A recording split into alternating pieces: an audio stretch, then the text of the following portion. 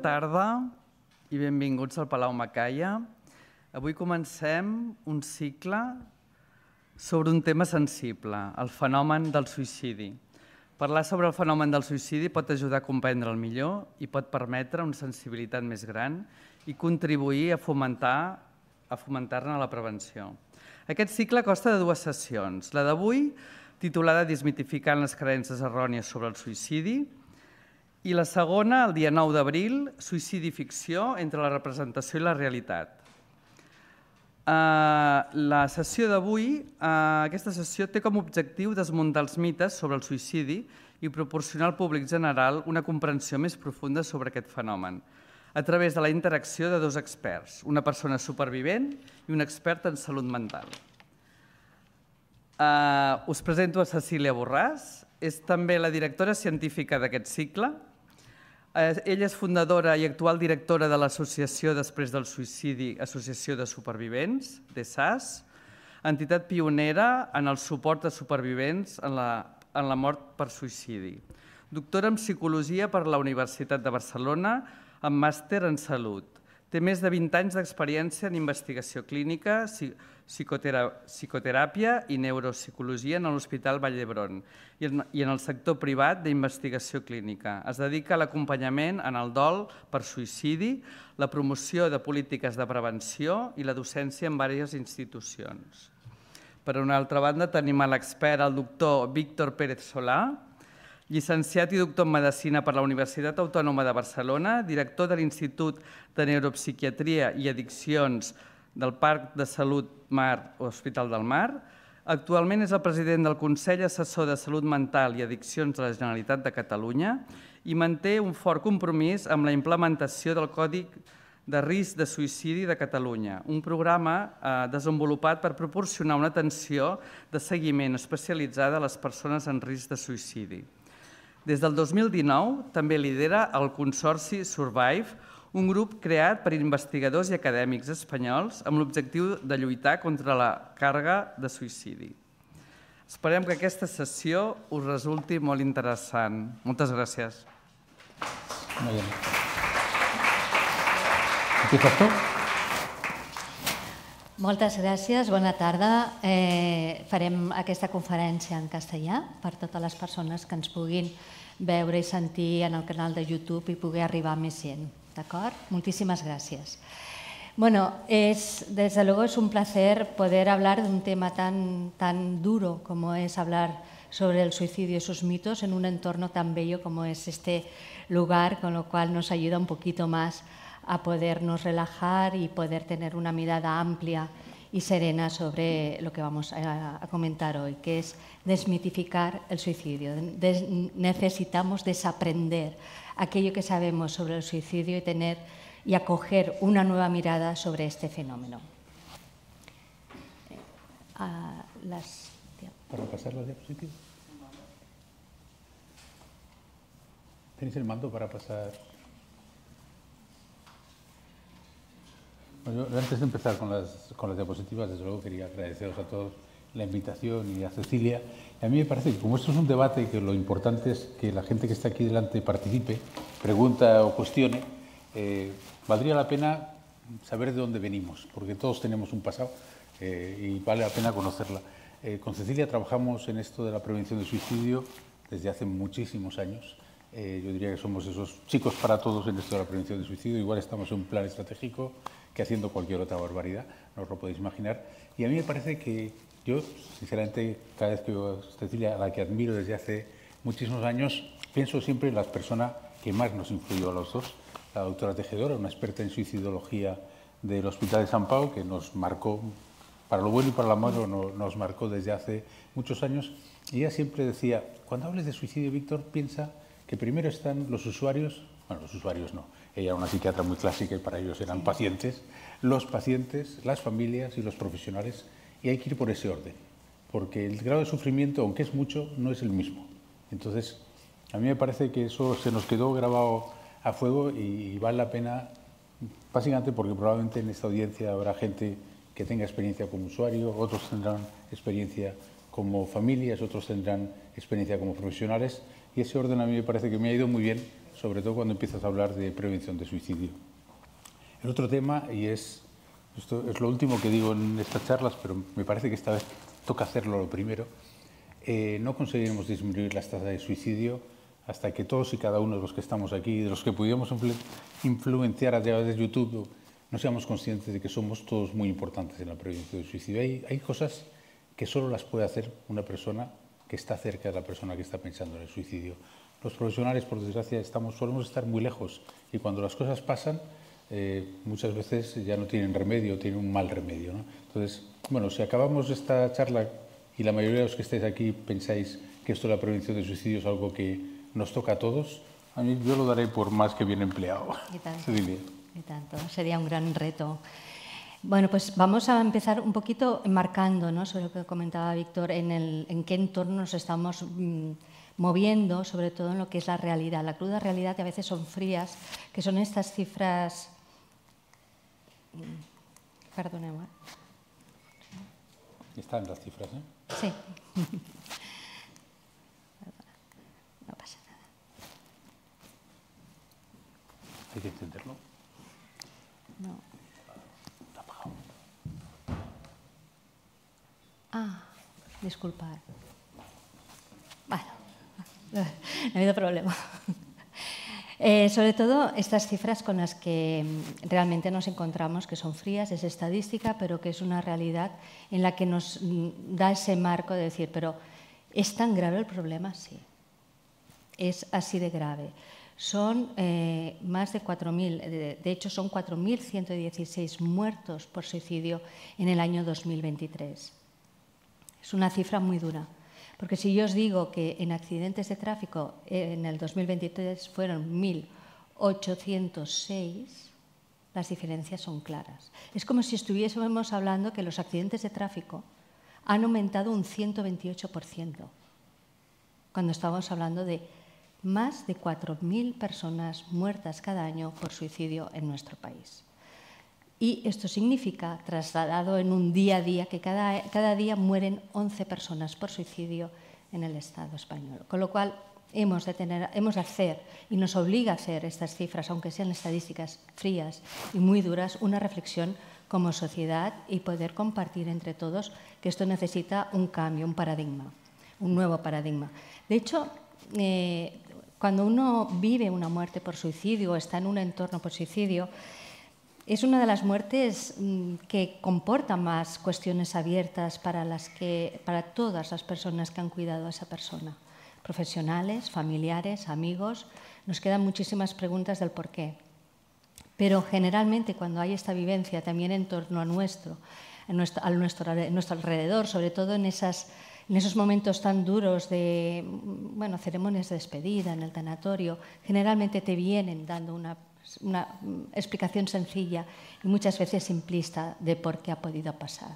Necesitamos siempre rellenar, ¿no?, con explicaciones esas ideas que nos vienen a la cabeza. Bueno, es que estaba muy mal, es que estaba mal pero no lo habíais visto, es que y el easy, ¿no?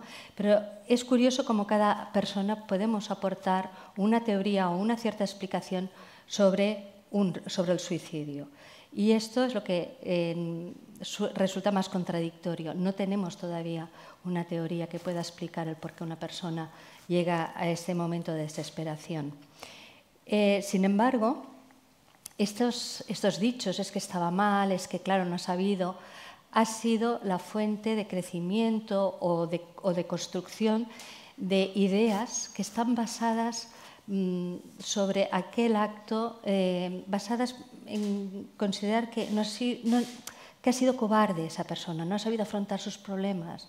Tenemos explicaciones que se basan en la cobardía o bien en cierta venganza. Es que esto lo ha hecho para haceros sufrir o hacerla sufrir a la familia. Y sobre todo pues, aquellos que se pueden intuir como una cierta irresponsabilidad, nunca ha sabido llevar bien su vida y ha sido un irresponsable hasta el final. Estigmatizar, estigma en griego quiere decir marca. Y la mayor estigmatización es aquella que a la persona que muere por suicidio o presenta una conducta suicida, pero generalmente a los que mueren, nos la da las creencias religiosas, que hasta hace bien poco fue una persona que fue considerada una persona pecadora, porque había roto con el don divino que Dios da, que es con la vida. Nunca una persona en estos momentos se puede considerar un pecador. Pensar que esto marcó muchísimo a familiares que perdieron a su persona querida por suicidio, porque la Iglesia no permitió que las personas pudieran ser enterradas en los cementerios hasta el año 1983, siglo XX.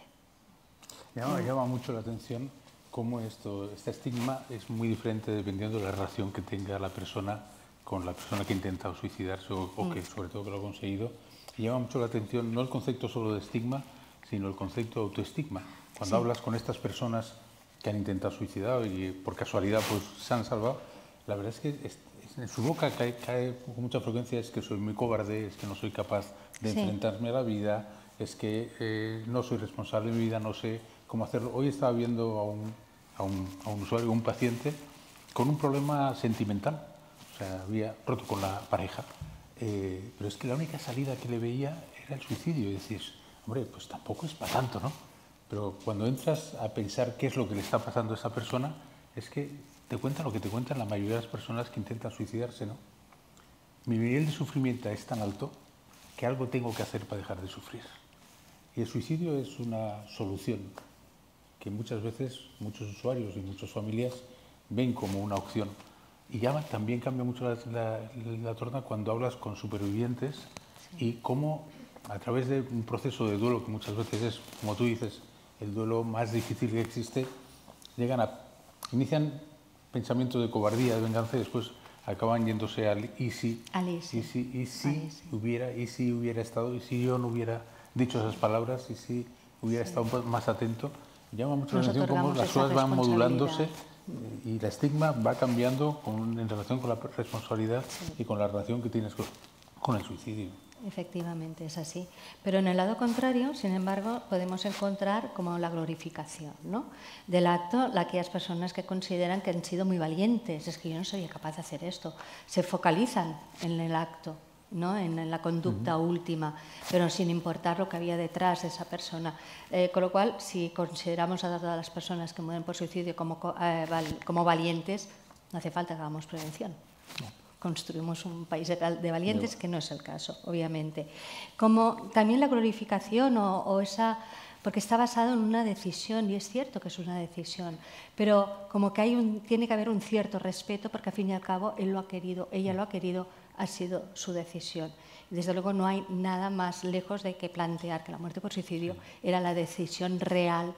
Ahí hay muchas dudas. Muchas veces la gente dice, bueno, ¿y qué diferencia hay entre el suicidio y la eutanasia, ¿no? La eutanasia, una ley que yo, pienso que es la ley más importante que he visto aprobarse, esa y alguna otra y pocas más, ¿no?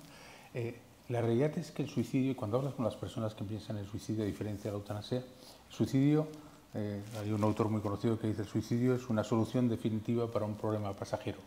Las personas que piensan en suicidarse, básicamente, y hablaremos después, tienen una tremenda violencia y ven el suicidio como una forma de desconectar, de dejar de sufrir.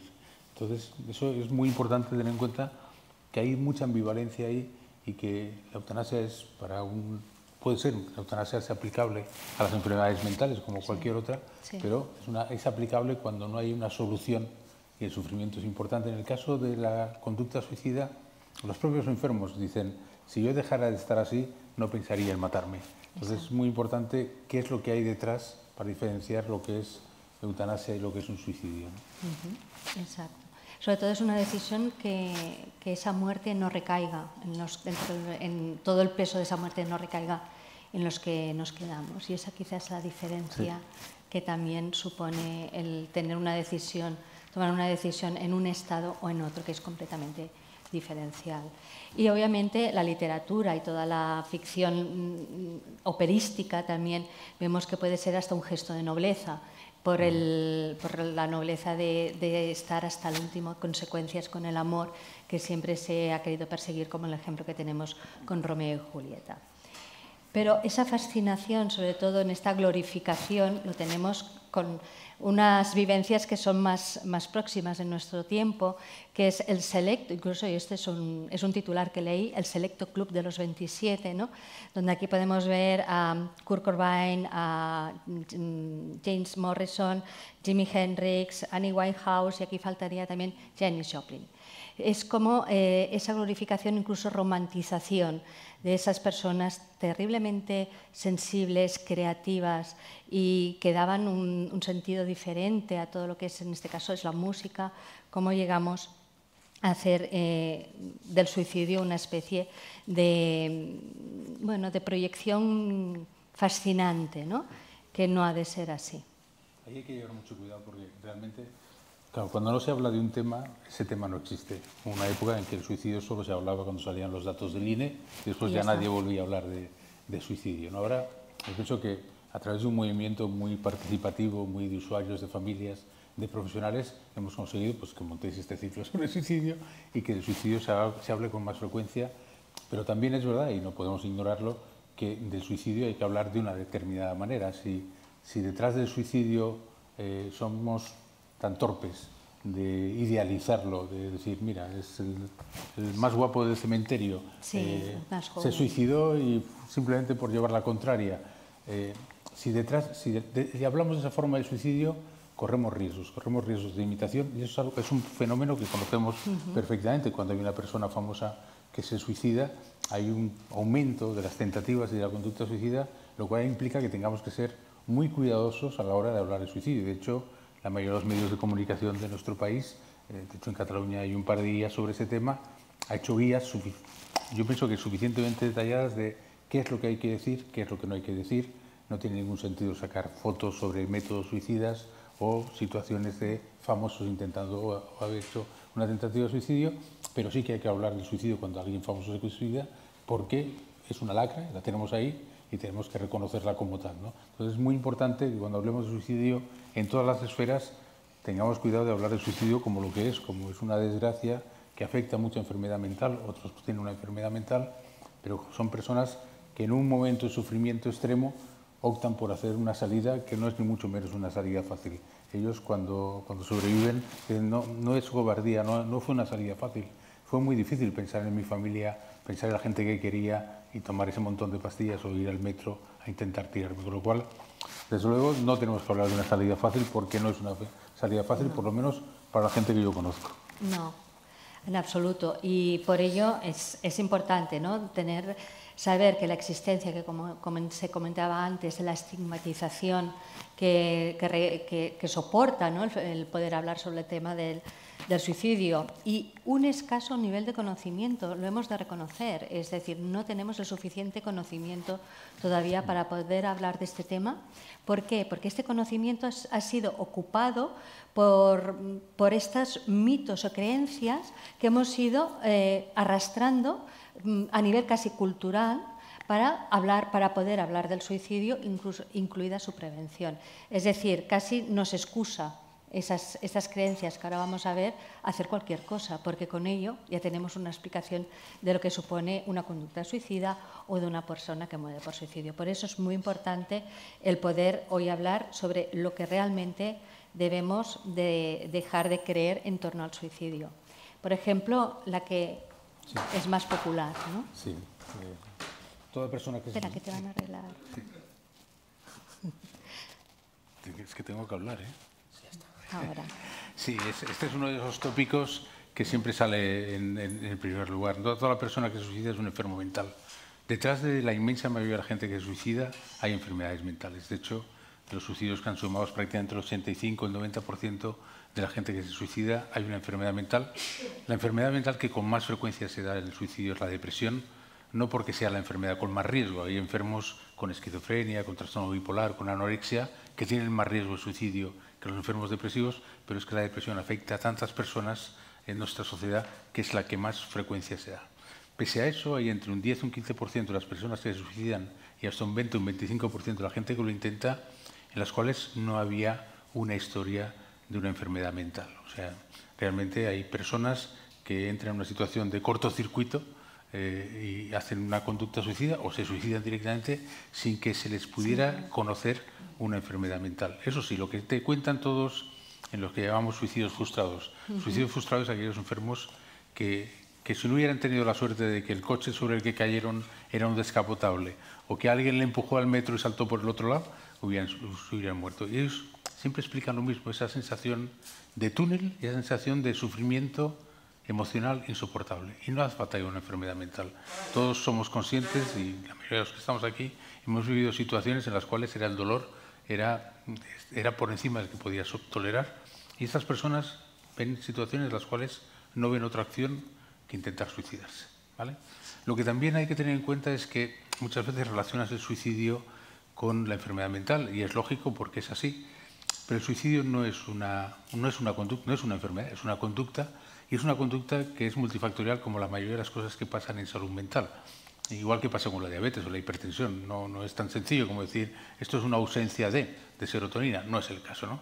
Entonces, dentro del suicidio hay toda una serie de factores que tienen que ver con la genética, pero sí es verdad que la genética explica muy poco de lo que es el suicidio, pero sí que es verdad que la gente que tiene antecedentes familiares con más frecuencia comete un acto suicida. Tiene que ver mucho con la cultura. Hay zonas de nuestra geografía, la Exarquía, una comarca que hay entre Almería y Jaén, me parece, ahí las tasas de suicidio son 5 veces superiores al del resto de España, ¿no? Y hay una cultura por la cual familias enteras, de hecho cuando vamos a Alcázar la Real, me parece que es el pueblo, estamos haciendo una intervención sobre ese pueblo. No hemos conseguido disminuir las tasas de suicidio. Cada vez que vamos el alcalde nos dice estoy hasta las raíces de veros por aquí, y se siguen matando la misma gente. Y coges el taxi y como ya nos conocen, como vamos a predicar mucho ahí, pues dicen, tarde o temprano bajará esto, tarde o temprano bajará, pero te dicen lo mismo. Es que es extraño el mes en que no hay una persona o dos vecinos.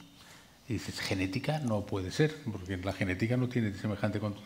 Pero sí que es cultural, o sea, sí que es verdad que cuando tú tienes un padre, una madre o un hermano que se ha suicidado, los padres marcan unos modelos de acción que tienen mucha importancia, ¿no? Otro factor que tiene mucho que ver es las personas que por desgracia tienen abusos o malos tratos en la infancia y adolescencia. Tener abusos o malos tratos en la infancia y adolescencia es un factor de riesgo, probablemente el más importante para tener una enfermedad mental. La conducta tiene que ver ahí. Y otra cosa que suele tener que ver son los rasgos de personalidad que tiene cada uno. Hay gente que tolera el sufrimiento de una forma mejor y otra gente lo tolera peor. Además, suele haber una combinación entre la tolerancia al sufrimiento y lo que llamamos empatía. Esta gente que son muy empáticos, que muchas veces cuando ves enfermos depresivos o gente que ha intentado suicidarse, las familias te dicen, oiga, es que llama mucho la atención porque sí que es verdad que intentó suicidarse, tiene una depresión, pero es la persona a la que vamos todos cuando hay un problema. O sea, parece que hay la empatía, la capacidad para contactar con los demás tiene que ver con esa sensación, o sea, ese sufrimiento intolerable que tienen estas personas. Y también es verdad que detrás de muchas conductas suicidas algo pasa. O sea, hay un desencadenante que hace que la gente piense en el suicidio. Gente que no ha pensado nunca en el suicidio, pasa algo. Muchas veces, y tú sabes, a los estudiantes siempre les digo lo mismo, les pregunto, ¿cuál es la mayor acción o qué está más relacionado con la ideación suicida? Pues hombre, eso es una buena noticia. Lo que está más relacionado con la conducta suicida, no con el suicidio afortunadamente, pero sí con la conducta suicida, es la cuestión sentimental. O sea, hay una cultura en que implica que muchas personas hacen una ruptura sentimental y tengan ideas de suicidio. Y después, desde luego, cuando esto se junta con la enfermedad mental y sobre todo cuando hay más de una enfermedad mental y cuando esas enfermedades mentales tienen que ver con el alcohol o las drogas, la verdad es que ahí es una conducta multifactorial, pero hay factores que tienen mucho peso. Y la enfermedad mental, el uso de sustancias, tiene muchísimo peso ahí. Sí. Otra de las ideas, ¿no?, que también tenemos es que la persona con una conducta suicida realmente desea morir, ese es su deseo. Realmente, como ha comentado antes Víctor, ¿no?, realmente las personas que han sobrevivido a las tentativas de suicidio no era realmente su deseo morir, sino el poder dejar de sufrir esa situación o ese dolor tan inmenso que somos incapaces de imaginar, ¿no?, y que puede llevar a esta persona en su desesperación que también es una combinación, el no ver un futuro, el no poder ver más allá de lo que estoy viviendo hoy aquí en día, que se me hace insufrible, insoportable, indefinido, irresoluble. Es decir, esa visión de túnel, ¿no?, tan negra que pueden tener las personas. Y cómo interpretan las cosas después. Exacto. Estas personas, ¿no? Seguro que me has oído hablar de un... Se llama José, no lo conoceréis, porque José era un enfermo con uno de estos trastornos de personalidad límite que hacen múltiples intentos de suicidio. Yo pienso que es el enfermo a los que más intentos de suicidio le he visto. Uno de ellos lo hizo porque no le visité yo y se fue y se tomó una barbaridad de pastillas. Me dejó una carta diciendo: ha sido por tu culpa, Víctor. Eso me acordaré toda la vida. Curiosamente, los trastornos de personalidad, como otras enfermedades mentales, mejoran con la edad, sobre todo porque con la edad nos volvemos menos impulsivos y no pasamos al acto con tanta facilidad. Eso es una de las bendiciones. Hacerse mayor también tiene sus ventajas. Y sigo viendo a este enfermo que tiene ahora pues 50 y tantos, y somos casi de la misma quinta. Llegó un momento, es un señor que tenía la larga enfermedad ya, que es el súmul, y llegó un momento que se sentó delante mío y me dijo: Víctor, ahora estoy un poco mejor y he decidido volver a estudiar con 30 y tantos. Digo: ¿y qué quieres hacer? Dice: bueno, pues mira, hay dos opciones, o telecomunicaciones o neurocirugía. Digo: hostia. ¿Y ahora qué le digo yo? Total, que me salí de muy como y le dije: pues telecomunicaciones. Oye, acabó la carrera de telecomunicaciones y está trabajando, renunció a la incapacidad laboral y lo veo una vez al año para hacer la receta de la pastilla que toma para dormir. Y me dice, porque yo llegó un momento que le dije: pero hostia, ahora que ya no intentas suicidarte tanto, ¿qué es lo que realmente te querías morir? Dice: mira, yo en esos momentos me quería morir, pero que tengo que reconocer que yo todo eso lo hacía para que las cosas cambiaran. Yo tenía una situación muy complicada, el mundo que tenía no me gustaba y la única forma de manifestar ese desconfort con el mundo, sí que sufría, pero era, y me recordó, aquella vez que no me hiciste caso, casi me muero. Digo: pues tenía razón. Pero básicamente lo que él dice es, y no es la única persona, esta porque lo llevo desde hace muchos años, lo que quieren con esa conducta a veces es cambiar las cosas. O sea, la conducta suicida a veces tiene un contenido de comunicación, de expresar un malestar. Y no estamos hablando de cobardía o de valentía, estamos hablando de cómo expresar algo que no puede dejar, cómo intentar cambiar algo que no puede cambiar. Y precisamente, ¿no?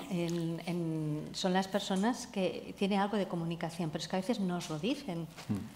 Hay avisos, señales verbales que nos están...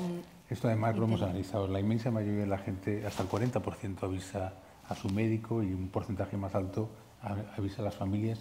Y me acuerdo que en la Alianza Europea hicimos un estudio sobre ese tema. La Alianza Europea es un grupo de 25 países que van haciendo estudios para prevención de la conducta suicida y la mayoría de la gente explicaba que ellos intentaban hablar con los amigos y los amigos, en vez de reaccionar, pues como reaccionaría si alguien te dijera: me duele el pecho y se me vacía el brazo, que lo cogerías y lo llevarías a urgencias, la mayoría de los amigos y la familia contestaban a esa verbalización de las ideas de muerte de una manera desdramatizándola y básicamente diciendo algo que es horroroso.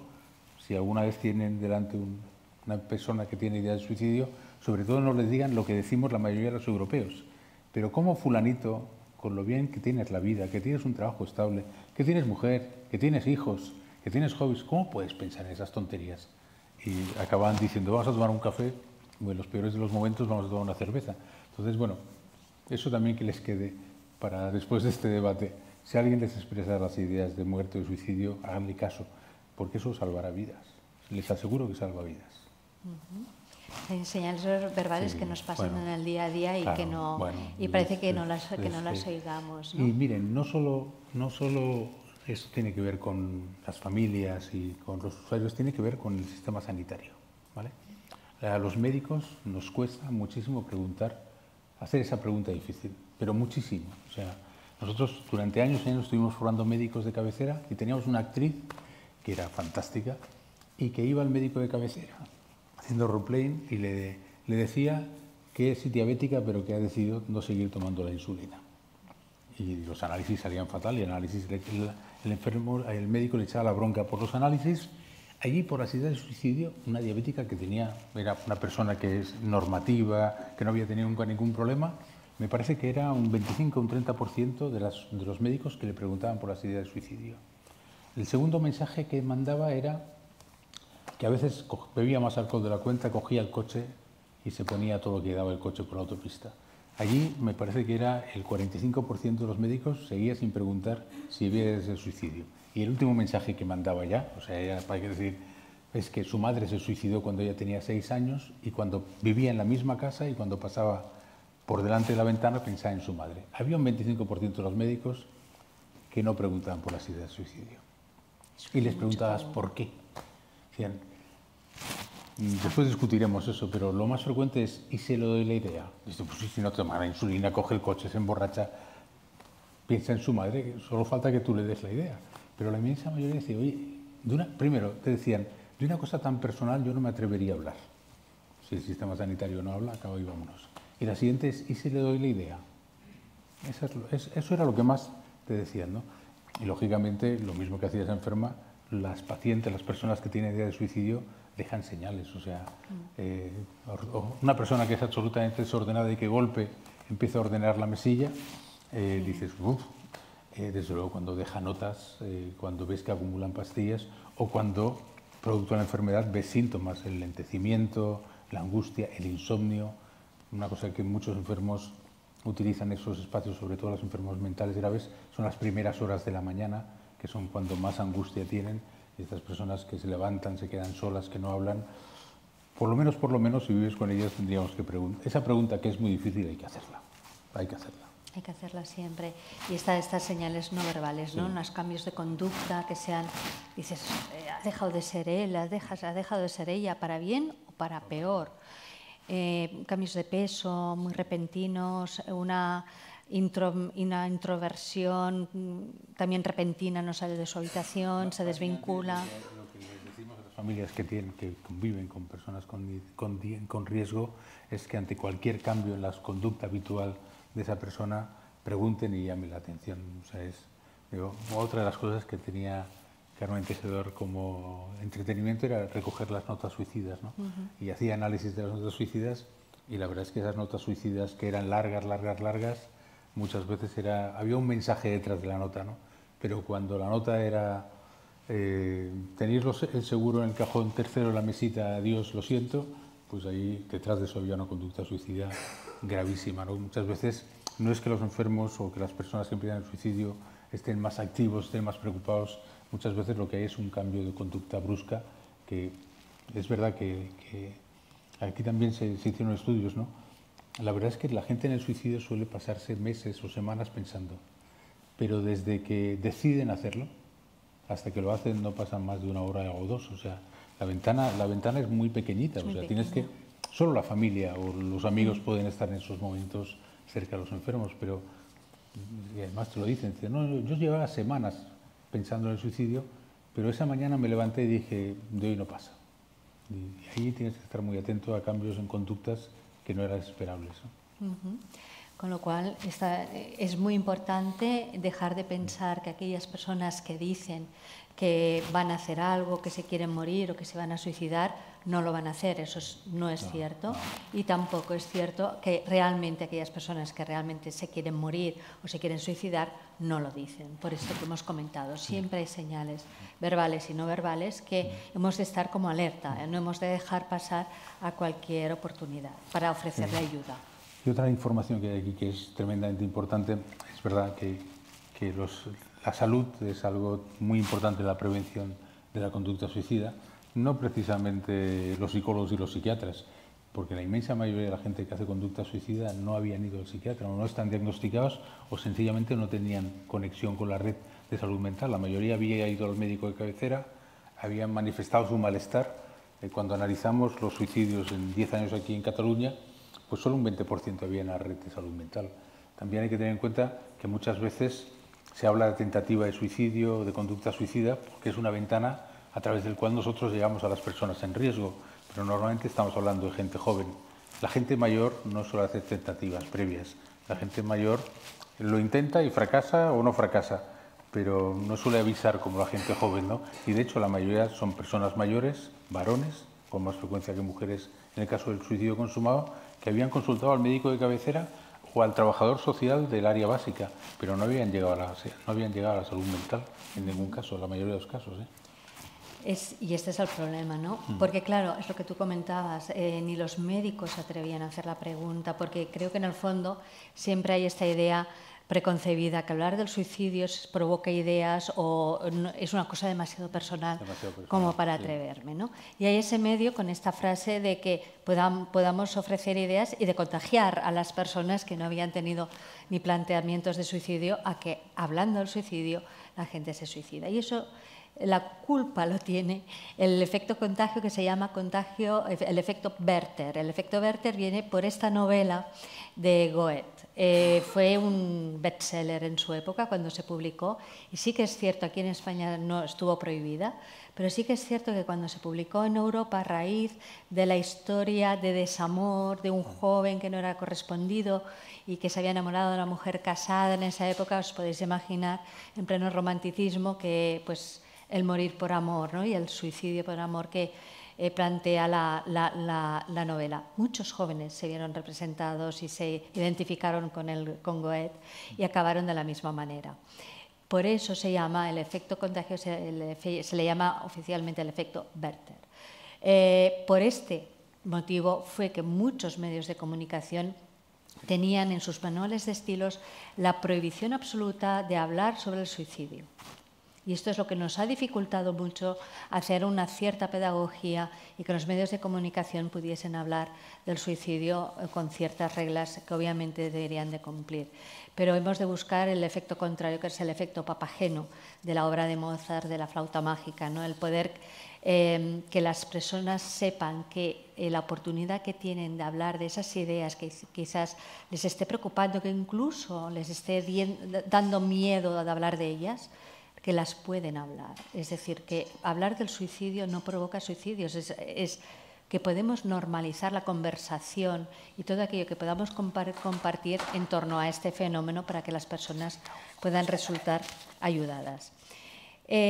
Una de las cosas que, como supervivientes, yo que personalmente he vivido una experiencia de una muerte por suicidio y que en la entidad pues, estábamos acogiendo a esas personas que habían desgraciadamente vivido esta misma vivencia, nos dábamos cuenta cómo repetían estas creencias, incluso en personas cuyos familiares habían tenido que estar con atención en salud mental, ¿no?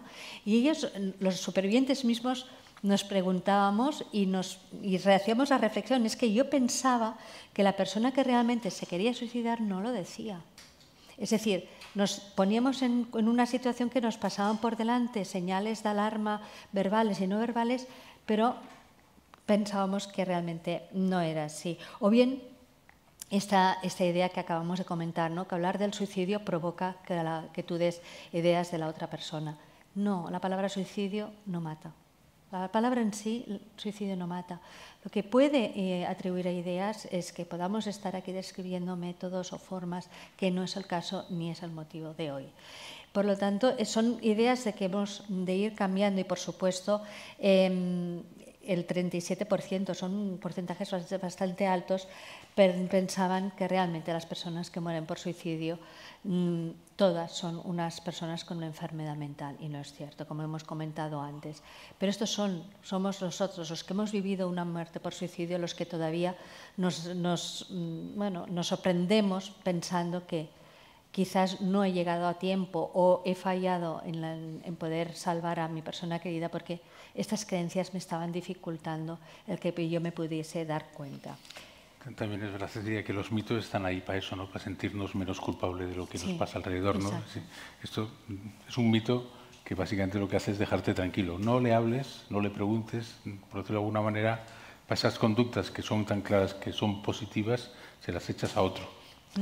De hecho, las recomendaciones de qué hacer cuando una persona insinúa, habla, lo primero es hacer esa pregunta difícil y después conseguir que vaya a buscar ayuda. O sea, el 061, que tiene una mesa de prevención de suicidio que funciona desde hace unos cuantos años con gran éxito, tiene un protocolo que es muy sencillo. O sea, ellos no preguntan por el suicidio porque les pasan las llamadas ya que vienen derivadas para eso, pero el siguiente es ¿dónde estás?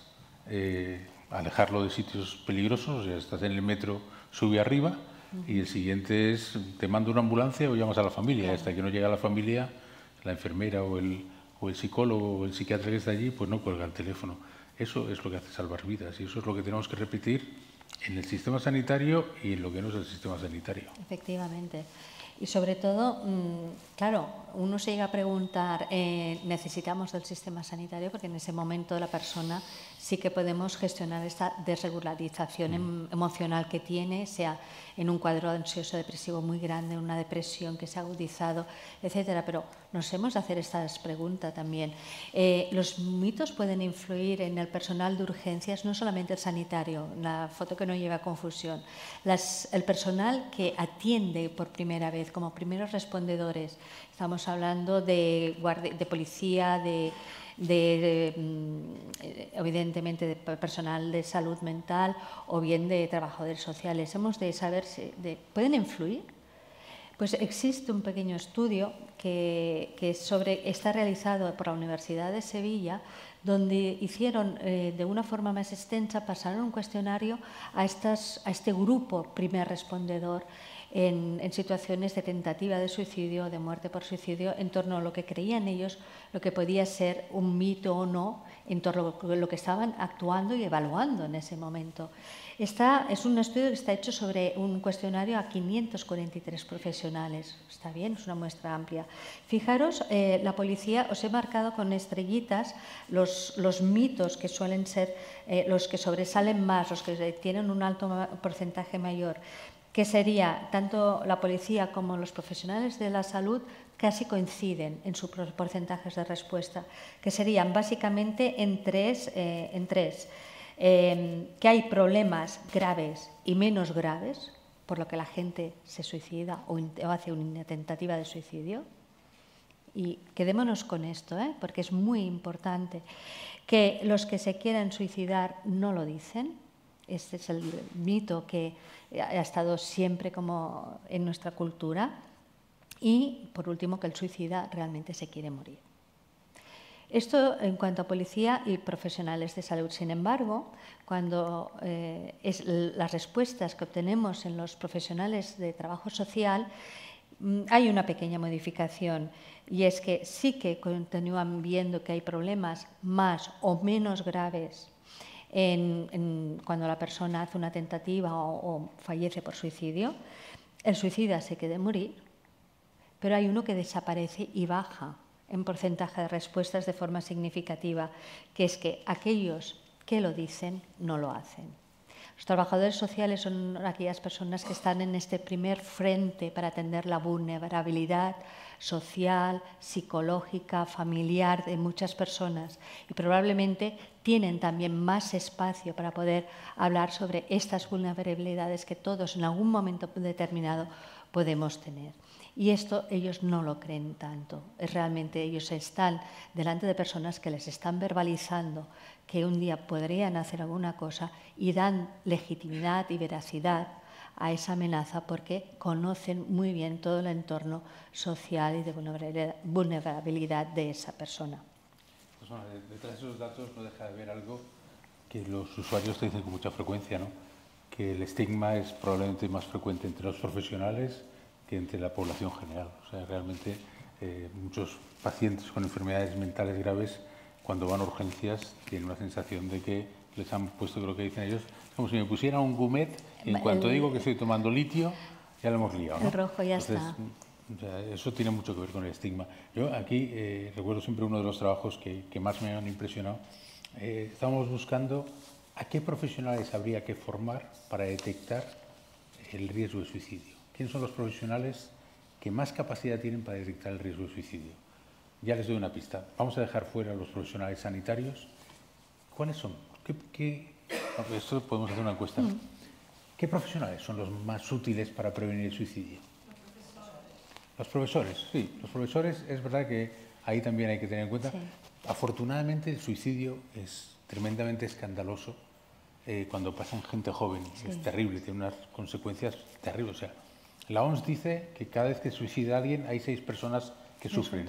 Cuando suicida un abuelito de 90 y tantos años sufre menos gente, pero cuando se suicida hace una tentativa de suicidio una persona joven, eso tiene una repercusión espectacular a nivel social, a nivel personal, pero no eran los que mejor salían.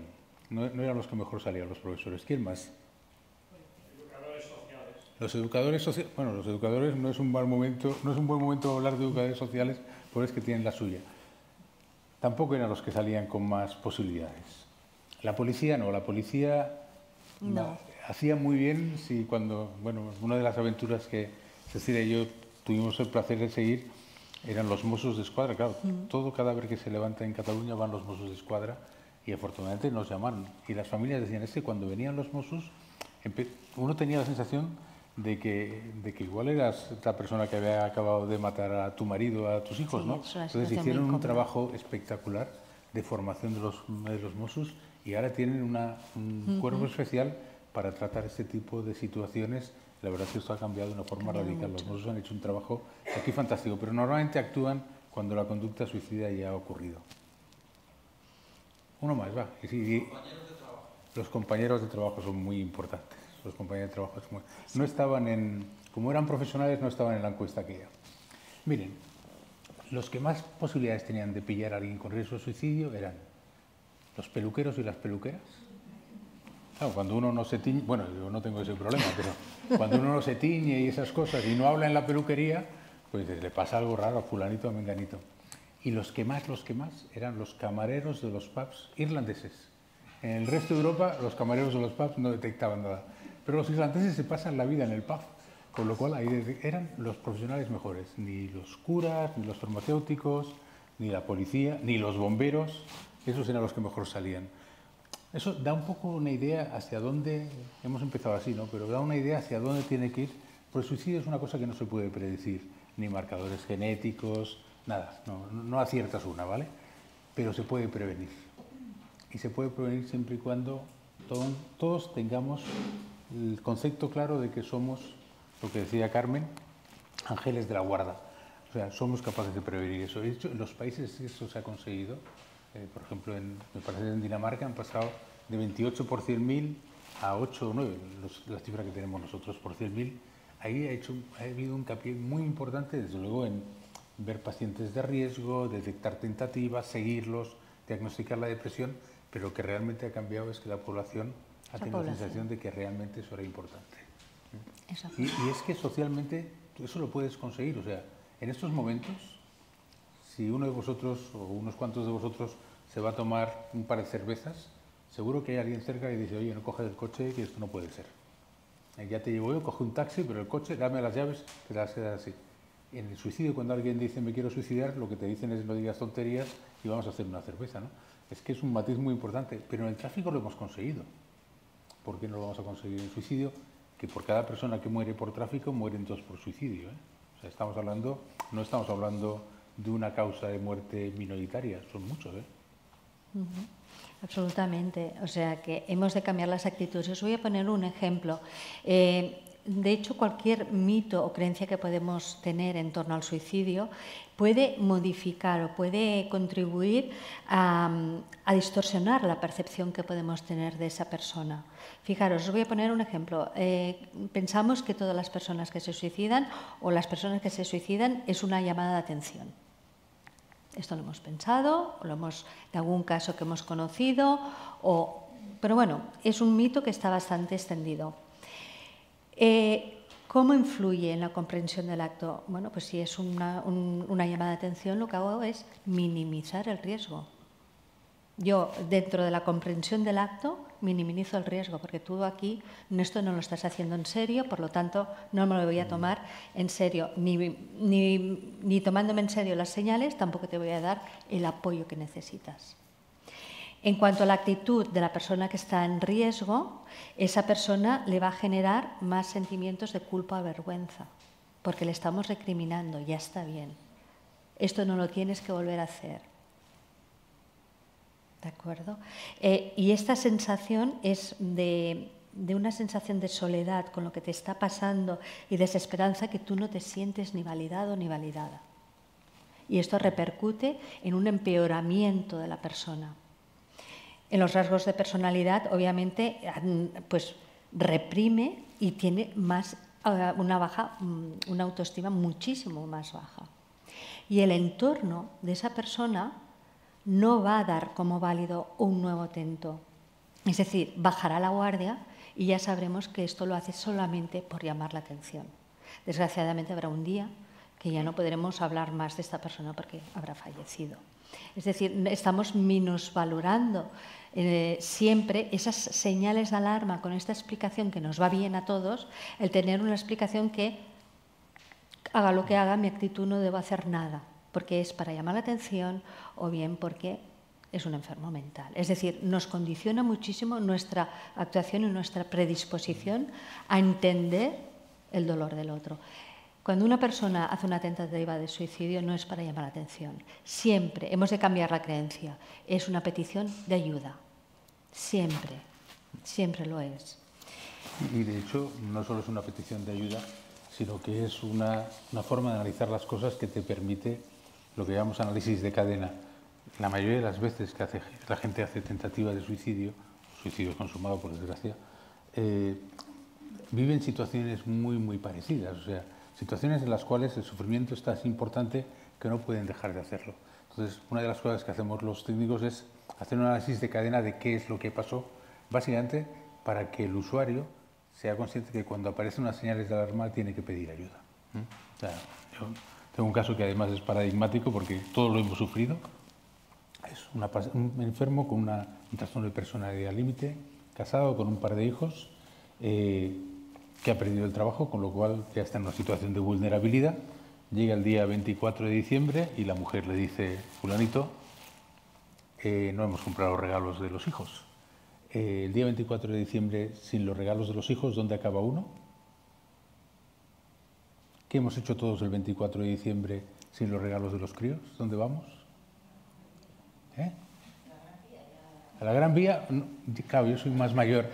Los míos van al Corte Inglés.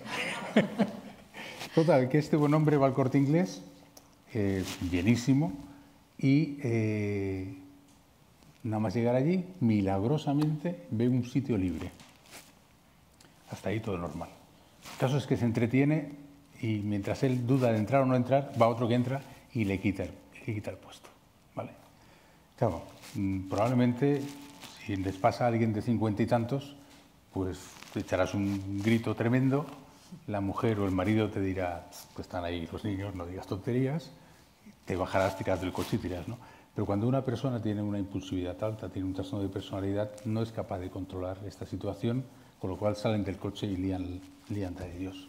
De ahí van, este señor acabó en la policía, lo cual que hizo pasar la noche buena en los hijos en casa y él en el cuartelillo, salió y lo primero que hizo fue coger un pote de pastillas y tomárselo. Entonces, este tipo de cambios y de conductas que los enfermos son capaces de detectar no son muy útiles desde el punto de vista de salud para decirle: cuando estés en una situación así, no salgas del coche. Y si sales del coche, que no llamen a la policía, que llamen a la ambulancia y te lleven a un servicio de urgencias. Entonces, este tipo de mitos de llamar la atención, esto lo haces para que algo cambie, tú lo que quieres es salirte con la tuya, muchas veces desde fuera se puede entender así, pero realmente las ideas de los enfermos, la lógica es muy diferente. Ellos no van a ser capaces de pensar: yo lo que quiero es que esto cambie, mi mujer no esté cabreada porque no he comprado los regalos para los hijos. No es la forma de pensar, o sea, hay una impulsividad que es absolutamente incontrolable. ¿Sí? Pero les puedes dar pista, igual que otras enfermedades mentales, también da pistas de decir esto: si esto va peor, no hagas eso, llama por teléfono a tu terapeuta, llama al 061 o quédate en casa ese día, porque mejor que no salgas al Corte Inglés, ¿no? Pues en relación a este ejemplo que ponías, nos hemos de preguntar: ¿el suicidio siempre es una reacción normal, entre comillas, a experiencias negativas? No es una experiencia. Primero, no es una reacción normal, es una reacción y no son experiencias negativas, porque aquí lo que influye es la percepción. La experiencia negativa es muy subjetiva. Lo que a este ejemplo que has puesto de este paciente sí que fue muy negativo, otra persona coge y se va a la Gran Vía, ¿no? Es decir, hay mucho más parking. Es decir, y es lo que os he dicho antes, de que hay problemas en aquella encuesta que habían hecho, ¿no? Que consideraban que habían problemas más graves o menos graves en torno a la conducta suicida, y esto es un error. No hay nada, o sea, lo que realmente es importante es la percepción que tiene esa persona de lo que está viviendo.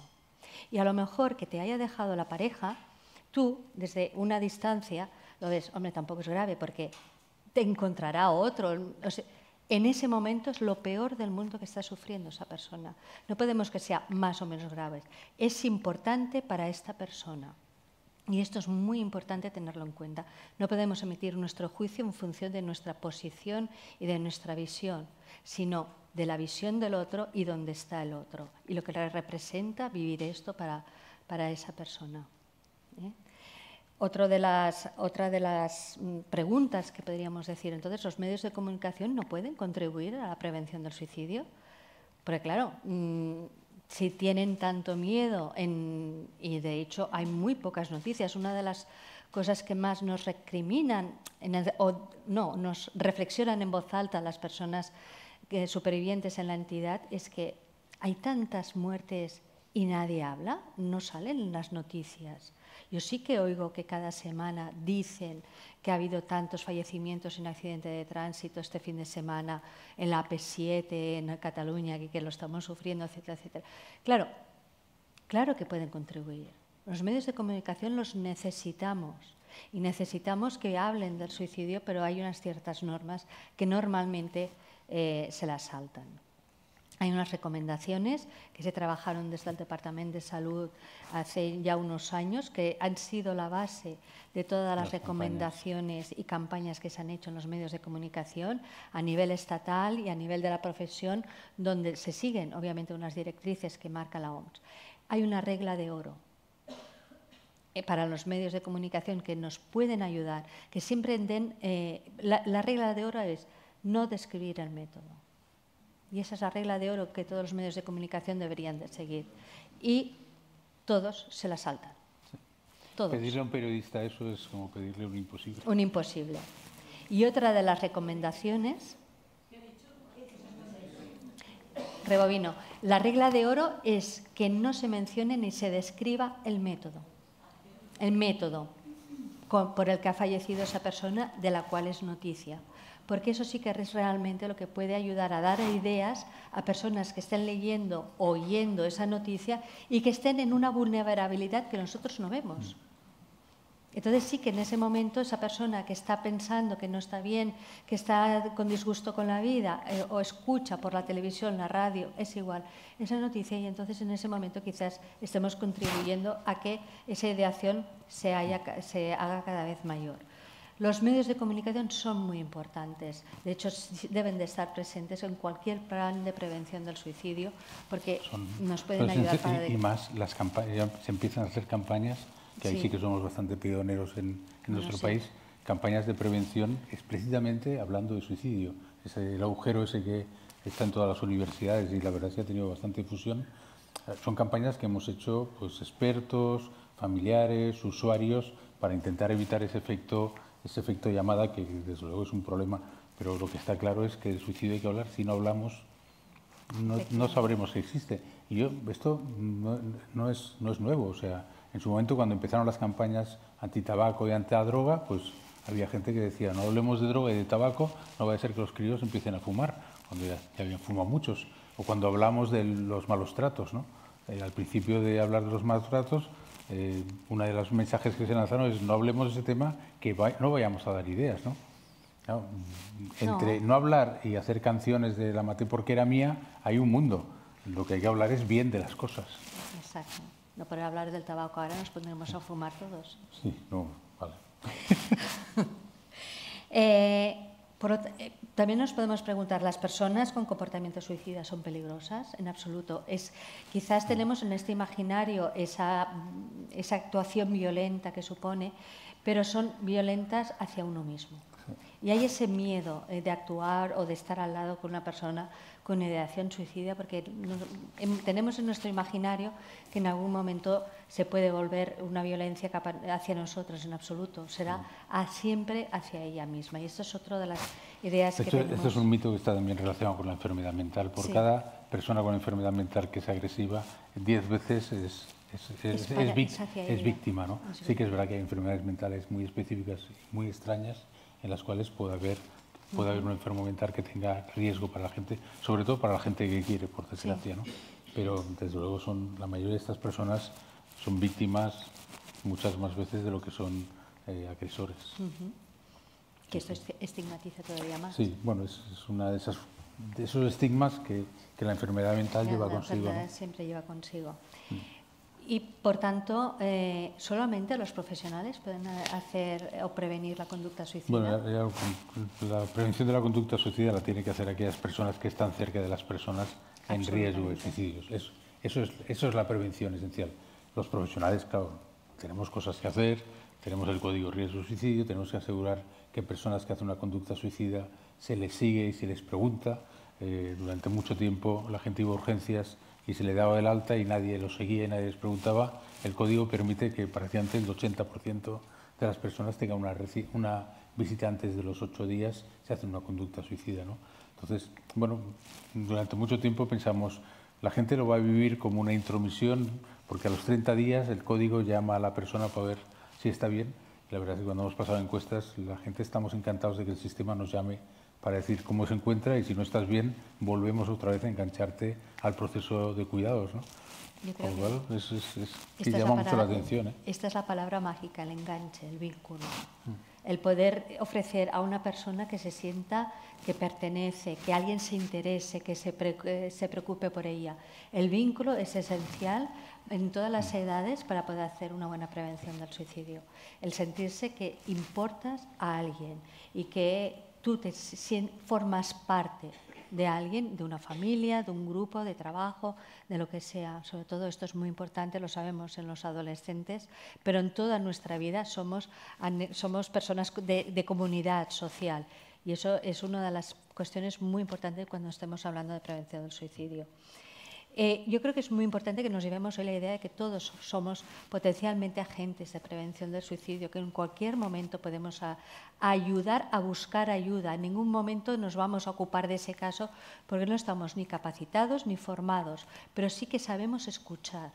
Y escuchar hasta un límite, porque no podemos hacernos propios aquellos problemas que no podemos solucionar, pero sí que buscar esa ayuda para que esos problemas sean ayudados, gestionados y acompañados por personas que tienen esta capacidad. No es una responsabilidad, no somos responsables, pero sí que es un tema que nos toca a todos, dar de nuestra parte, de acompañar, de escuchar, hacer una pequeña escucha activa cuando alguien nos diga algún día estoy cansado de vivir, yo creo que estaréis mejor sin mí, soy un estorbo. Ya habéis hecho suficiente, me gustaría no despertarme, el seguir continuando durmiendo, el preguntar qué te hace sentir así. Ya está. ¿Quieres que busquemos ayuda? ¿Quieres que hay números de teléfono hoy en día que ahora os enseñaremos, que son muy importantes que los tengamos presentes porque es aquella SOS, esas primeras ayudas de emergencias que siempre va bien. Prevenir del suicidio es combatir estas falsas ideas y mitos y la palabra. Y sobre todo la palabra bien usada. Bien usada. Voy a repetirme, pero es que es muy importante, porque es lo que te dicen los enfermos. O sea, no quiero haceros sufrir más, tengo los papeles ya preparados, tenemos que ir a hacer el testamento. Este tipo de mensajes te llegan y lo que no puedes decir es, pero ¿cómo puedes pensar eso con el trabajo que tienes, los hijos que tienes y las vacaciones que pasaste hace 3 meses? O sea, eso no solo no ayuda, sino que hace que estas personas se sientan tremendamente culpables y la consecuencia de eso es que no le vuelven a hablar a nadie de esto. Simplemente porque no se sienten comprendidos ahí, ¿no? Y el tema del suicidio, si es hereditario, hay un componente hereditario. O sea, si alguno de ustedes tiene antecedentes de suicidio en la familia, tiene 4 veces más posibilidades de suicidarse, ¿vale? Eso dice la ciencia. Pero tengan en cuenta que la gente que en nuestro país, tenemos un país donde el suicidio es raro. O sea, somos de los países con menos tasa de suicidio, lo cual no quiere decir que cada año no mueran 600 personas y que hay que lucharlo, ¿no? Pero la tasa de suicidios en nuestro país es de 8 por 100.000.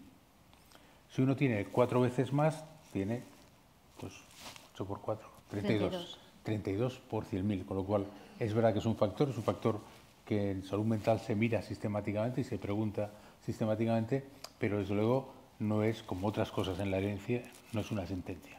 O sea, aumenta la tasa, pero desde luego no tienes que poner Gomet verde No. porque has tenido un antecedente. Si alguno de vosotros habéis tenido un antecedente familiar de suicidio, es verdad, pues vais a tener más posibilidades, pero dentro de la rareza de esta conducta, afortunadamente.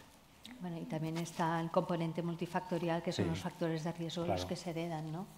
Que es lo que tiene más peso también.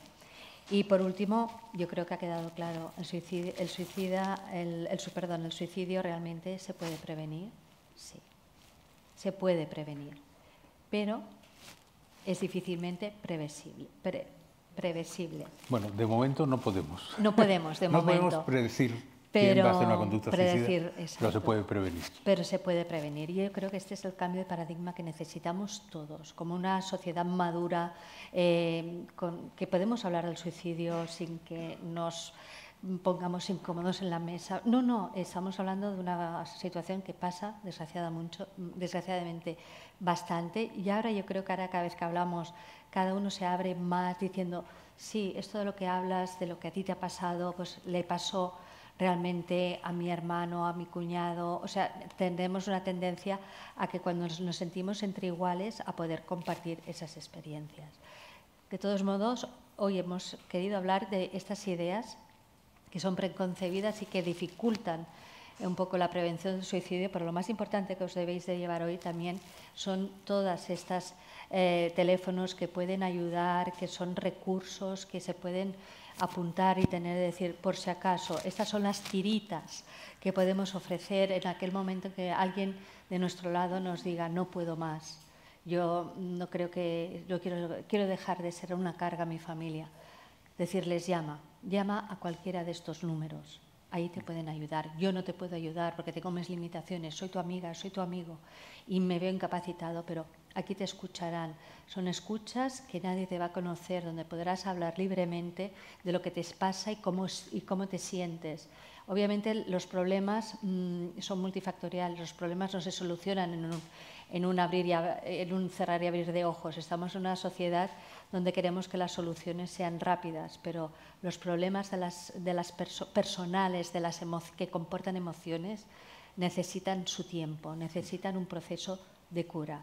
Y esto es a lo que realmente hemos también de ayudar a entender a esa persona, que probablemente la solución será más o menos rápida, pero que necesitará también saber ser acompañado, que a veces nos cuesta muchísimo el pedir ayuda, porque nos creemos autosuficientes, de que lo podemos solucionar.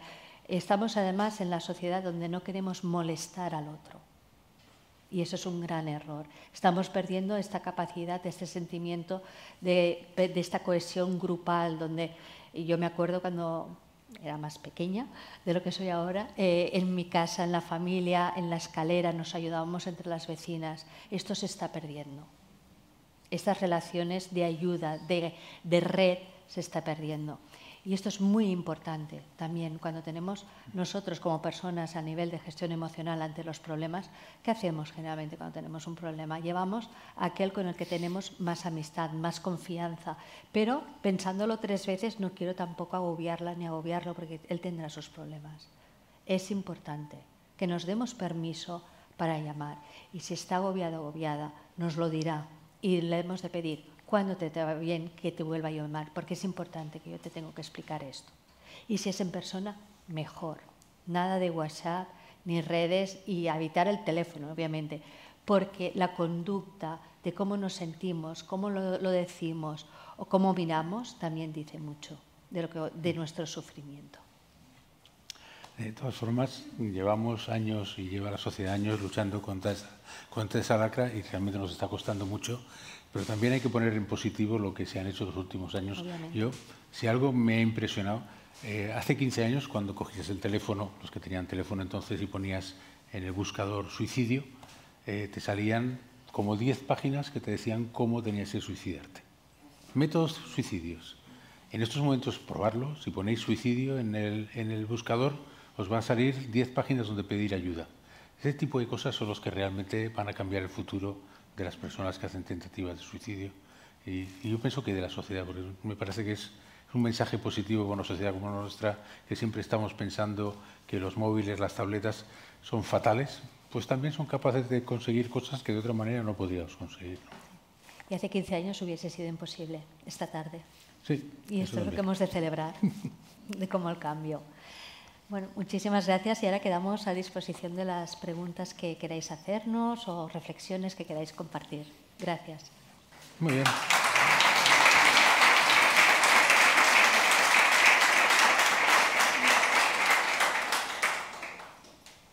¿Quién se anima? Mira, aquí. Espera, que te pasan el micro porque me parece que hay gente online y si no, no... Buenas tardes. Bueno, primero agradecer vuestra presencia, ha sido un lujo.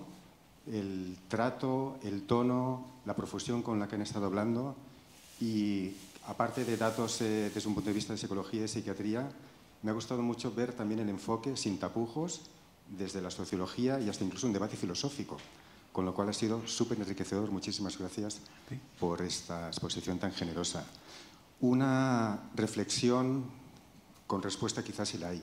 Hay veces que en los grupos de ayuda, cuando se trabaja la posvención, se encuentran personas que lamentablemente no entienden todo este trabajo de prevención cuando han perdido a un familiar en un estado de salud mental muy elevado y evidentemente, no sé si es un mito, pero ellos piensan, tenía que tenerlo controlado 24 horas y eso es imposible, no es vida. No sé si se les puede ofrecer una respuesta o un espacio amable de reflexión para acompañarlos. Gracias. Cecilia, en eso tienes tú mucha más experiencia de la que pueda tener yo. Sí, sí que es cierto que después del suicidio, ¿no? en ese proceso que hemos de iniciar y que también ha de incluir la prevención del suicidio, ¿no? Porque te refieres en el proceso de duelo, ¿no? En los grupos de supervivientes. Sí, exacto, sí. Es que dependerá de la fase del proceso de duelo donde se tenga esa visión. Generalmente suele ser al inicio que se hace esa backstory, ¿no? En lo que se podía haber hecho y no se ha hecho. En lo que se tenía que, sobre todo cuando el peso está en la institución, es que lo tenían que haber puesto en vigilancia 24 horas y se podía haber salvado. ¿O no? Porque esto no lo puedes tener toda la vida en vigilancia 24 horas, algún día le darás el alta y probablemente sí que pudiésemos evitado pero estamos hablando en situaciones que son realmente muy graves, o sea, en situaciones donde se requiere una asistencia médica y de acompañamiento en su proceso de recuperación que es realmente muy, muy grave.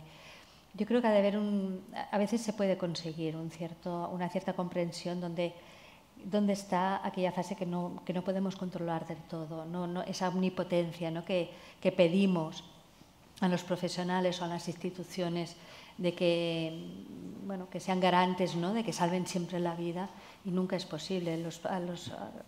Yo creo que se debe ir trabajando muy poco a poco en la medida que aquella persona puede ir aceptando lo que ha ocurrido y sobre todo dándole ese feedback, qué más se podría haber hecho.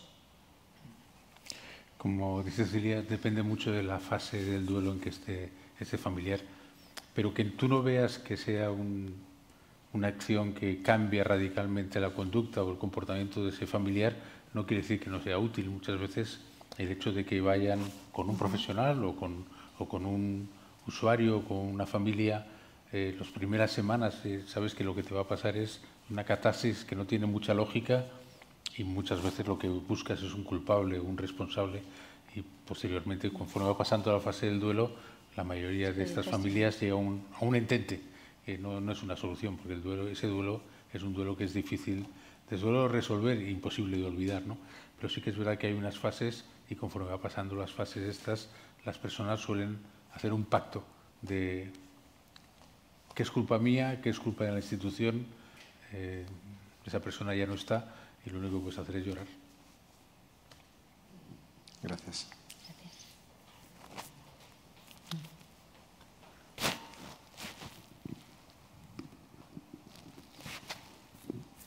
Buenas tardes. Bueno, gracias. Me sumo a su felicitación en todos los sentidos. Últimamente se habla del aumento significativo del intento de suicidio de jóvenes, ¿no? Adolescentes y demás. Bueno, parece ser que se apunta mucho al mal uso de las tecnologías y que por ahí, bueno, hay una parte de la doctrina que dice que pueden encontrar ahí mucho, bueno, primero mucho método y segundo que a lo mejor la falta de relaciones en una etapa en la que deben de socializar de forma más directa, pues a lo mejor estropea, ¿no?, de alguna manera esa situación. Mi pregunta es la siguiente. Si es cierto que hay un aumento de intentos de suicidio o de suicidios en los jóvenes, ¿se prevé que estos repitan en un futuro? ¿O estamos hablando de una situación puntual en la que, por encontrarse en esas circunstancias, acuden? No estamos hablando de una situación puntual. Probablemente el ejemplo más claro de qué podíamos haber hecho mejor fue el COVID. El COVID, el aislamiento, la gente todo el día conectada y sobre todo los adolescentes fuera desubicados y con la familia. Hubo momentos después del COVID que las tentativas de suicidio aumentaron 200%. Se duplicaron, sobre todo en mujeres jóvenes y de hecho se pusieron en marcha toda una serie de medidas que paliaron lo que pudieron paliar. También es verdad que una cosa son las tentativas, que se aumentaron de esa manera, y otra cosa es los suicidios consumados. Los suicidios consumados han aumentado muy poquito en jóvenes. Y yo diría que ni tan siquiera podemos decir que han aumentado, porque el suicidio es una cosa fluctuante. Este año, por ejemplo, hemos tenido 50 menos en Cataluña. Tampoco podemos tirar cohetes, porque el año pasado tuvimos 70 más que el año previo. Entonces hay una fluctuación. Que cuando hablas de suicidio es algo tan raro que pequeños cambios no puedes ni decir que son por una cosa o por otra. También es verdad que sabemos perfectamente que la gente que lo intenta, al año, el 20% lo vuelve a intentar. O sea, eso es así. Y entre la gente joven, esas cifras son las que mandan, ¿eh? La gente mayor repite menos, pero porque hace tentativas mucho más graves. Pero la gente joven, el 20% vuelven a repetir al año. Eso es una conducta que tendrá su componente de desesperación, su relación con la enfermedad mental, las ganas de cambiar las cosas. No sabemos muy bien cuáles son los factores, pero la realidad es esa. O sea que hoy por hoy el factor más relacionado con que alguien intente suicidarse es que lo haya intentado previamente. Es el principal factor de riesgo. También es verdad, y también para dar alguna buena noticia, este año por primera vez en el Código de Riesgo de Suicidio han consultado más personas con ideas que con tentativas. O sea, la gente consulta antes, viene a buscar ayuda antes de lo que lo hacía hace unos años. Vamos, queremos pensar que eso es positivo.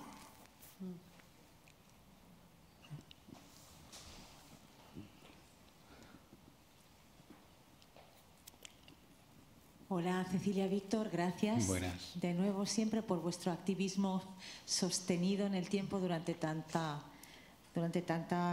pena y tanta tristeza que provoca el suicidio.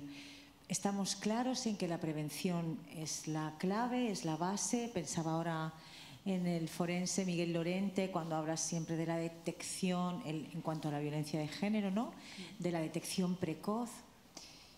Y claro, supongo que para la prevención y la detección hay que comprender el fenómeno. Entonces, en esa búsqueda increíble y compleja de comprender el fenómeno, siempre acabo en la parte humanista.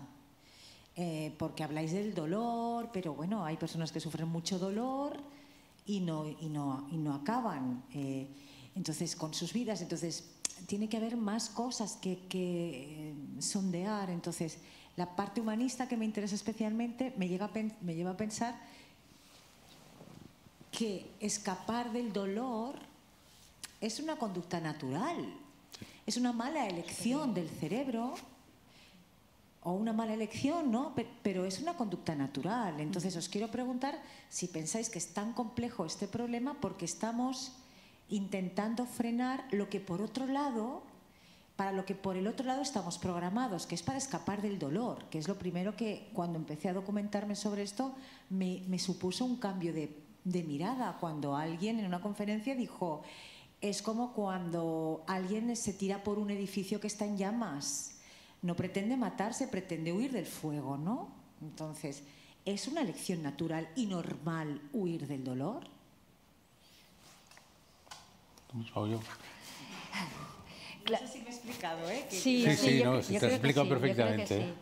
es por un instinto básico de supervivencia, ¿no?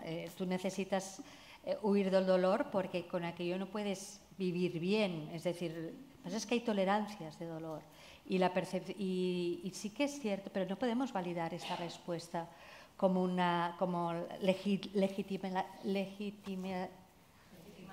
gracias, como una respuesta hacia el dolor emocional, porque yo creo que se debe dar en un punto donde es imposible, o sea, me cuesta incluso hasta imaginármelo, el dolor que tú debes llegar para llegar a este punto, que escapando del dolor vas contra el instinto propio de seguir viviendo.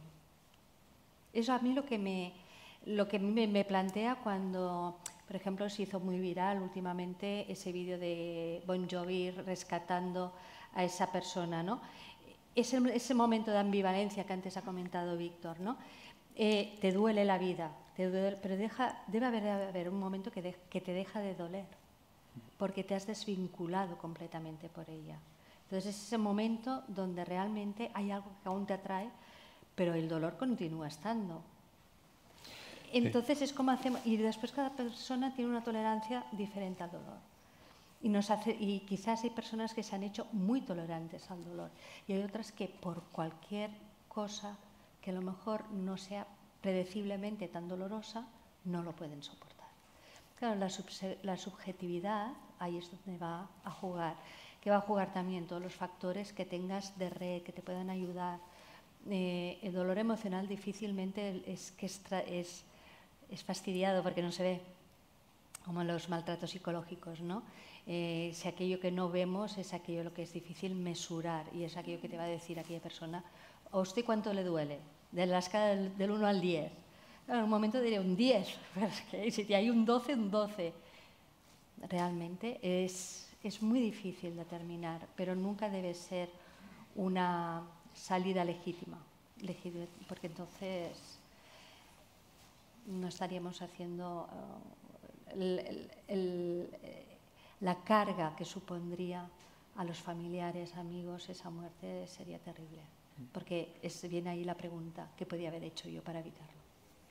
De todas formas, sí que es verdad que en personas mayores, que son los que tienen la tasa de suicidio más alta, no los jóvenes, el dolor físico, el dolor físico, la incapacidad y la soledad son los factores que están muy relacionados sobre eso.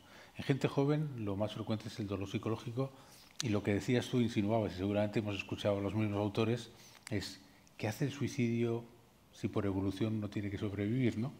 ¿Y por qué las sociedades, la conducta suicida es algo que históricamente está reconocida como tal? A veces más aceptada, otras veces menos aceptada. Y hay algunos autores que hablan de que el suicidio sería una forma de dejar de sufrir con ese dolor psicológico que se hace tan imposible de tolerar, ¿no?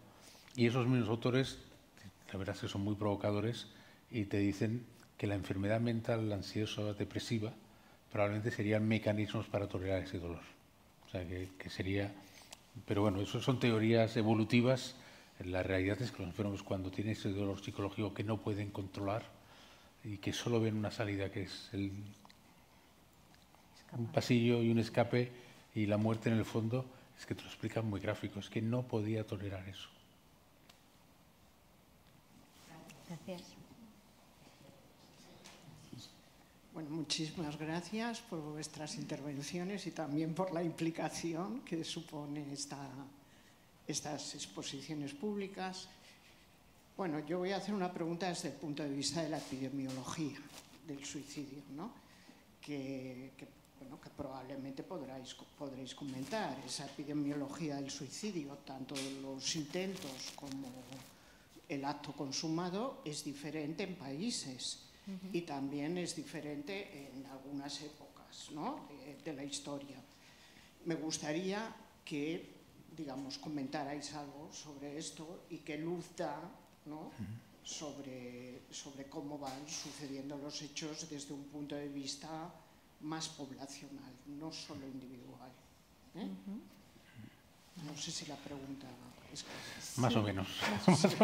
Bueno, más o menos. Es un poco que habléis en colectivo. Vamos a ver, desde el punto de vista biológico, bueno, los números son a grosso modo el 8 por 100.000, 9, por cada intento, con cada suicidio consumado, 20 tentativas. en torno pues 4.000 muertes, 80.000 tentativas al año a nivel estatal, si me baila ahí. Y es verdad que cuando miras países, hay una serie de países donde las tasas de suicidio se disparan por dos factores. Una es los países nórdicos, que todo el mundo piensa que es por las horas de sol que ven menos el sol y probablemente tienen mucho que ver. Ojo, hay países en los cuales se han hecho campañas y han conseguido disminuirlo. Y después hay otro grupo de países en los cuales el método letal es muy fácil.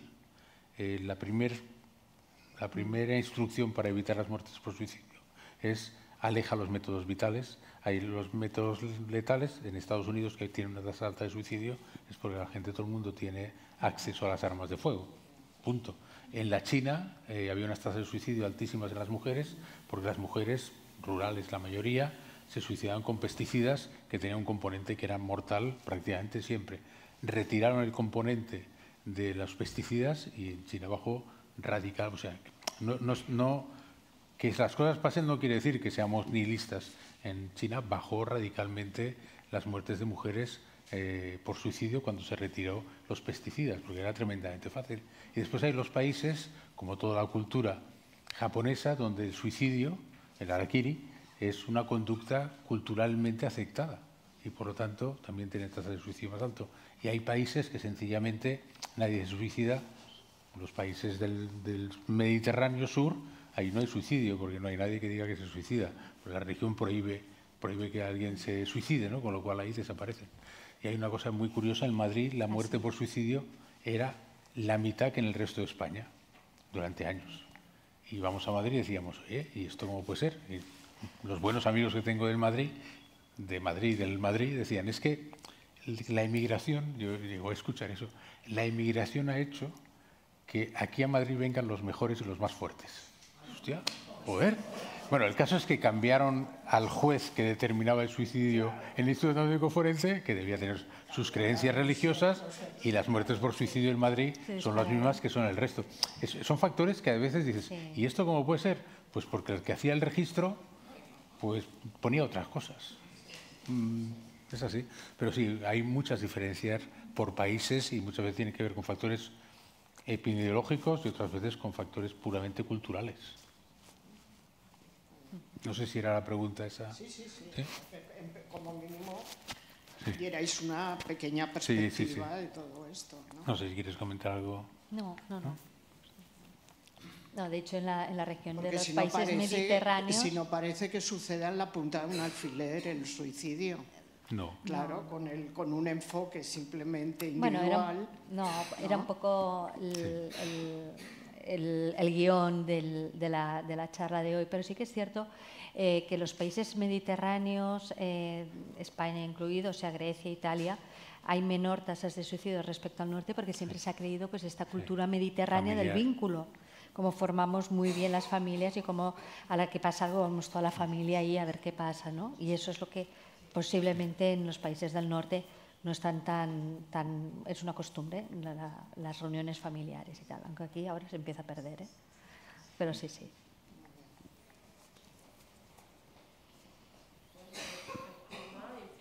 Sí que influye. De estos días, hoy tenemos otro ánimo todos. Sí. Bueno, primero de todo, felicitaros por la ponencia que habéis hecho.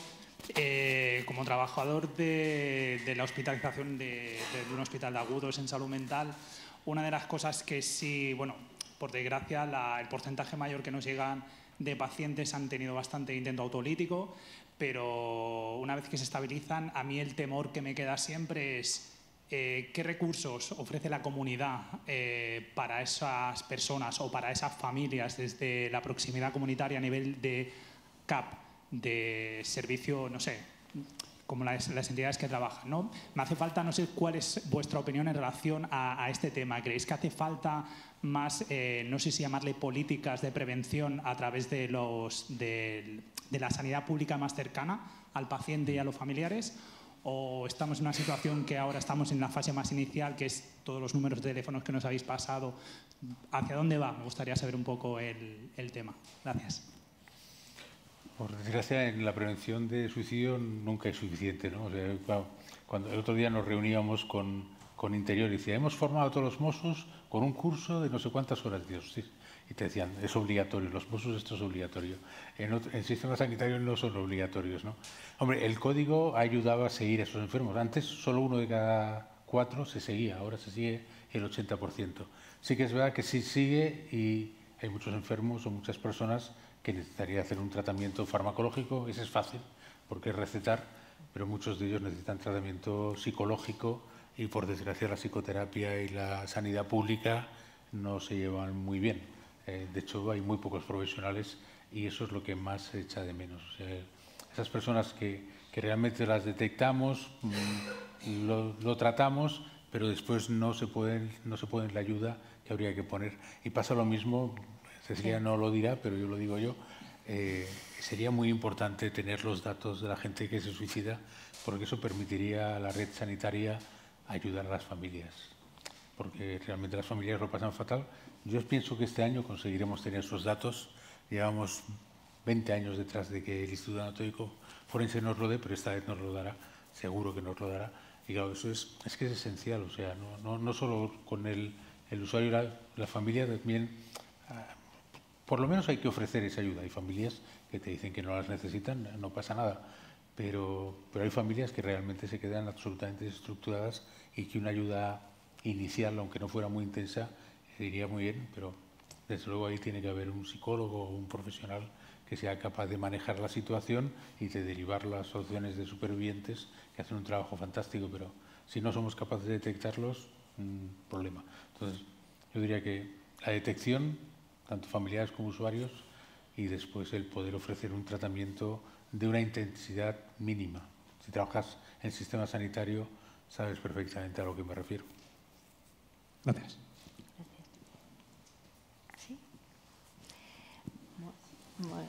Muchas gracias, Cecilia, Víctor. Bueno, yo quería preguntaros, en vuestra opinión, si pensáis que todavía podemos hacer algo más en las escuelas con los niños. ¿Cómo podemos trabajar? ¿Qué tipo de programas podríamos desarrollar con ellos? ¿No? De resiliencia, de autoconocimiento. No sé, ¿cuál es vuestra opinión? Y otra pregunta, y aprovecho que tengo el micro. ¿Qué tipo de campañas pensáis que podemos hacer con nuestros jóvenes? Vamos a ver. Gracias. Contesto yo la primera y tú la segunda. Vale, va. Vamos a ver. Me cuesta no contestar a la primera. Hay 4 cosas que tienen evidencia científica de que funcionan. Una es tratar la depresión. Otra es seguir a los enfermos que tienen riesgo. La otra es evitar las armas letales, o sea, poner metilcrilato en las paradas del metro, por ejemplo, sería importantísimo aquí. Y la cuarta evidencia es formar a nuestros jóvenes. Formar a nuestros jóvenes no en suicidio, porque es complicado hablar de suicidio con 13, 15 años, en lo que es enfermedad mental, en lo que es salud mental y lo que es el manejo de las emociones, ¿vale? Eso ha demostrado ser útiles previniendo la conducta suicida. De hecho, el plan de prevención de la conducta suicida es una actividad esencial y este año me parece que se han influido sobre 15.000.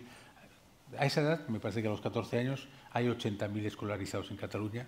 Este año, que era la segunda vez que se hacía, ya se han hecho cursos en 15.000 y el plan es llegar a los 80.000. Es una herramienta tremendamente útil. A ninguno de los que estamos aquí, hay gente más joven, no nos han dicho nunca lo que era una emoción ni qué había que hacer para manejar las emociones. Pues parece que es muy importante decírselo a los jóvenes, que son las emociones funciona y que además se pueden manejar y que se pueden poner remedios. Pero eso se está haciendo ya, ¿eh? Otra cosa es que llegar a los 80.000 cuesta. Sí, estoy de acuerdo que se hace y después también no hemos de dejar de la ecuación que no solamente es la escuela, sino también los padres. O sea, a veces habríamos de hacer escuela de padres, pero para aspectos concretos, ¿no?, que puedan generar un malestar emocional en la adolescencia. Y esto me viene al hilo sobre la serie Adolescencia de Netflix. Esa tengo que verla, ¿no? Cierra paréntesis, ¿no? Que es un claro reflejo, ¿no?, de lo que muchas veces no somos suficientemente conscientes o de la ayuda que podemos ofrecer.